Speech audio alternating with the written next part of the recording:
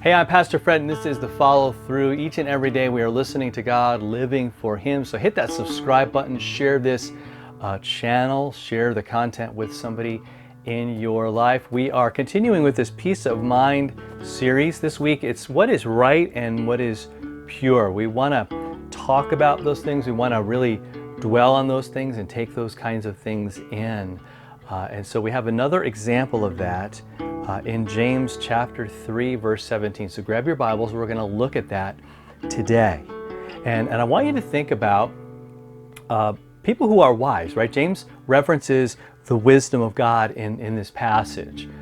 And so what are those people like who you would say, man, that guy's wise, or she's really just filled with wisdom? And I'd be willing to bet that regardless of their personalities or their where they live or what language they speak or any of those cultural things or differences, they will have one thing in common, and then that is that they are loving people. They tend to say the right thing at the right time. They're able to take knowledge and facts and figures and all those other things and not use them in a prideful way, but almost always, if they're truly wise, if they're all about wisdom, it's always going to be about what you need to hear, about what's the right thing to do, right? That's why you call it a wise decision, because it's filled with wisdom. And that's what wisdom is, the ability to take facts, figures, and knowledge and use them, I think, in loving ways, and really, I think, in God's ways. And so let's look at James 3, verse 17. And as I said before, we're talking about wisdom. It says, "But the wisdom from above is first pure, then peaceable, gentle. It's open to reason. It's full of mercy. It's full of good fruits.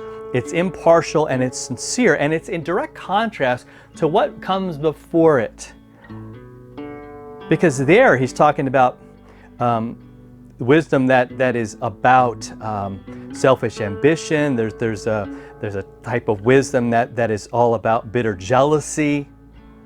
He says that kind of wisdom is, he calls it earthly, it's unspiritual, it's demonic. I mean, he actually goes there.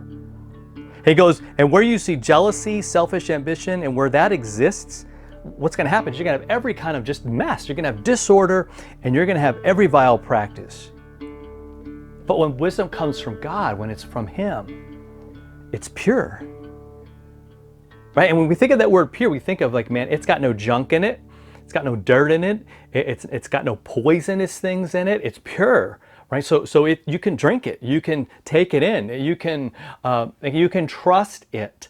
So many products kind of really use that as their angle. Say, oh, this is pure, and what they're saying is, look, you can trust this. We didn't throw a bunch of fillers in it. We didn't throw a bunch of garbage in it. It's the real deal. And that's what he's saying. This wisdom from God is. Why? Because it's peaceable, gentle, open to reason, full of mercy, good fruits, impartial, and sincere, right? That's how we described people that we know that are wise. Isn't that wild? And how that really connects with what James was saying. So wisdom isn't about like winning the argument or being better than somebody. It's kind of the opposite. Wisdom says, hey, let me listen, because I really want to give you the right advice. I want to send you down the right path in the right direction for the right reasons. And so that's what wisdom is trying to get at, right? That's the purity, right? That's the righteousness part of it. Because even when we deal with wisdom, right, we connect that with Jesus. I mean, He is the wisdom of God. He is purity, right? Personified. He is righteousness personified. He wrote the book on that stuff. And so as He suffers and dies and rises, that is like the perfect thing to do for us at just the right time to save us. And so I believe that wisdom for us as His followers, right? If we're going to follow through on this, is we're going to look at this and say, okay, this is what I look like. Right? Because I believe in Jesus. I trust in Him. I love Him, and so I want to love the people around me. And the best way I can do that is to embrace this wisdom from above and just find ways to bring it to the people around me so that God might be lifted up, so that He might be glorified. So I'm praying this helps you or helps somebody in your life, You have a great rest of your day, and we'll talk to you next time.